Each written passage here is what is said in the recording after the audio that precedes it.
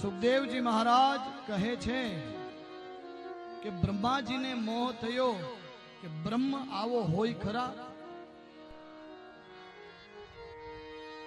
બ્રહ્માજીને આમાં મોહ થયો, બ્રહ્મ આવો હોય, પરસ્ત્રી સાથે રમે. અને એકને નહીં, પરીક્ષિતને પણ થયું કે જે ભગવાને મારી રક્ષા કરી. હા, પરીક્ષિતને પણ મોહ થયો છે આમાં. પરીક્ષિતને પણ એવું લાગ્યું એક ક્ષણવાર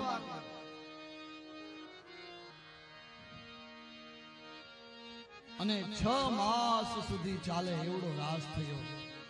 એનો અર્થ એવો બતાવ્યો છે 6 મહિનાની લાંબી રાત્રિ. એ રાત્રિ એટલી બધી લાંબી હતી, 6 મહિના જેવડી. પણ હવે આ બ્રહ્માજીને અને પરીક્ષિતને મોહ થયો, એનું શું કરવું? એને એમ થયું કે આ ભગવાન આવી રીતે કઈ પરસ્ત્રી સાથે રમી શકે. અને ત્યારે એક નરસિંહ મહેતાનું હું દ્રષ્ટાંત આપતો હોઉં છું.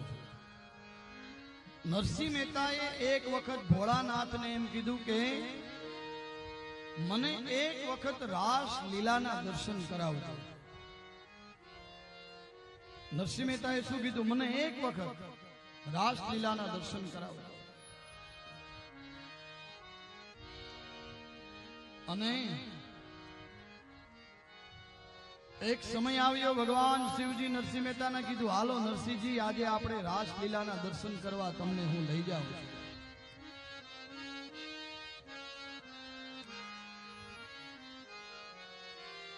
રાસ લીલાના દર્શન કરવા ગયા અને નરસિંહ મહેતાને કીધું કે અહીંયા અંધારું બહુ હોય ને એટલે આ મસાલ પકડી રાખજો. બધાને સંભળાય છે ને હું શું બોલું? સંભળાય કે નહીં? હા કે ના? આ બધા તો કાનના નરવા બહુ થઈ ગયા હવે. નરસિંહ મહેતાને ભગવાન શિવજીએ કીધું કે આ મસાલને તમે પકડી રાખજો, હમણાં જ ભગવાન શ્રી કૃષ્ણ રાસની શરૂઆત કરવાના છે. અને રાસની શરૂઆત થઈ, નરસિંહ મહેતાના હાથ સળગવા લાગ્યા. અને ભગવાન શિવજીએ પૂછ્યું શું થાય નરસિંહજી? કે અહીંયા બીજું કાંઈ નથી, બ્રહ્મની સામે બ્રહ્મ લટકા કરે છે. સમજાણું ન સમજાણું? ભગવાનની સાથે ભગવાન રમતા. તમને હું કાલે જ કહી ચૂક્યો છું કે ભગવાનની આહ્લાદની શક્તિ છે, રાધાજી છે, પોતામાંથી પોતે પ્રગટ કરેલી છે. અને આ વાતને ધ્યાનમાં લઈ અને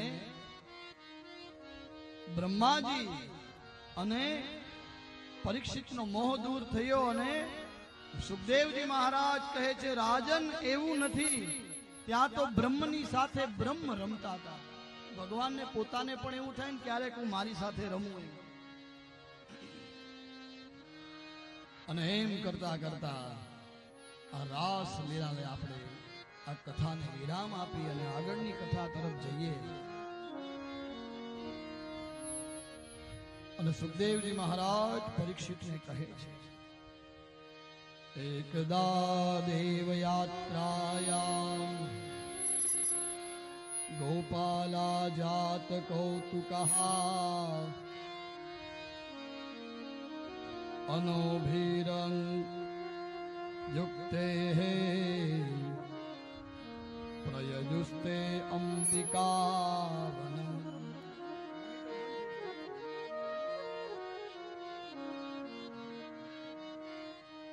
સુખદેવજી મહારાજ પરીક્ષિતને કહે છે હે રાજન, હે રાજર્ષિ,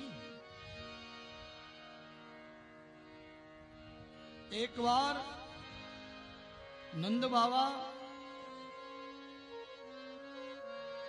વગેરે ગોપજનો શિવરાત્રિના દિવસે ભારે ઉત્સુકતાથી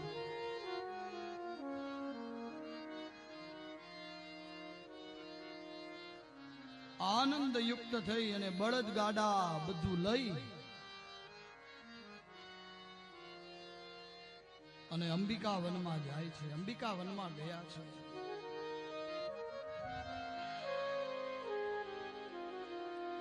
અને અંબિકા વનમાં સરસ્વતી નદીના કિનારે જઈ નદીમાં સ્નાન કર્યું છે બધાએ.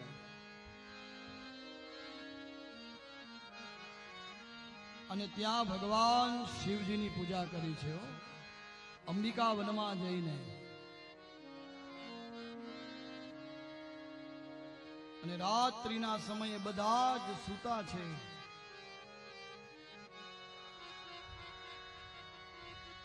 ત્યાં નંદ બાવાનો એક અજગર આવીને પગ પકડે છે.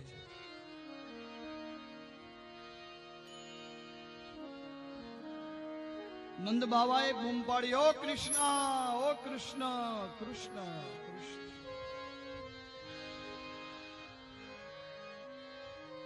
અને ભગવાને જ્યારે એ સર્પના શરીરને સ્પર્શ કર્યો, પોતાનું ચરણ, ત્યારે સર્પ શરીરનો ત્યાગ કરી અને વિદ્યાધર બની ગયો. સુંદર વિદ્યાધર. અને પૂછવામાં આવ્યું, ભગવાને પૂછ્યું, તું કોણ? ત્યારે કીધું કે હું એક વિદ્યાધર છું. અહંકારમાં ને અહંકારમાં મેં આંગિરસ ઋષિનું અપમાન કર્યું, એને મને શ્રાપ આપ્યો હતો. અને આપની કૃપાથી આજ હું મુક્ત થયો છું. કૃષ્ણ ભગવાન.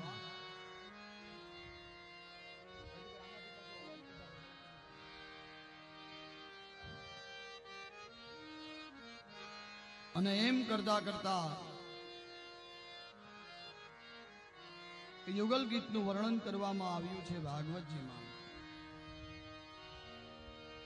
આ રીતે ગોપીઓ ભગવાન શ્રી કૃષ્ણના લીલાઓનું વર્ણન કરે છે.